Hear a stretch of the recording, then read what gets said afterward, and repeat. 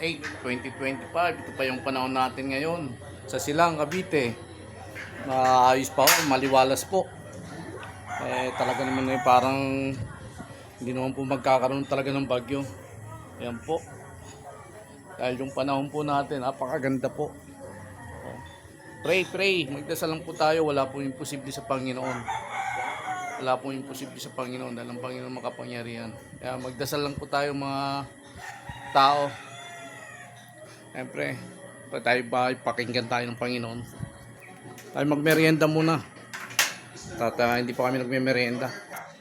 Magbago ka na lang. Likely, posible tayo magkaroon pa ng mas matataas na wind signal sa mga susunod nating issuance ng tropical cyclone bulletin. At posible, mas lumawak din yung mga lugar na magkakaroon ng wind signal sa susunod nating mga issuance.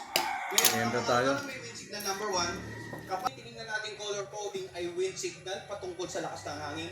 Ngayon naman po yung posibleng dami ng ulan. Ang bukas ng hapon hanggang linggo ng hapon, more than 200 millimeters of rain Camarines 1 sa pagitan ng Northern Central Luzon area. Kaya yung pinakamaraming pagulan, more than 200 millimeters of rain, inaasahan po natin sa Northern Luzon at sa lalawigan ng Aurora. Merienda tayo. So pag sinabi natin Northern Luzon, ganda po, Kalayaan po yan, merienda tayo. Cagayan Valley, and then ilang lalawigan nga sa Napay Pandesal. Samantala, lalawigan, natitirang bahagi ng Central Luzon, Metro Manila, ilang bahagi po ng Calabarzon.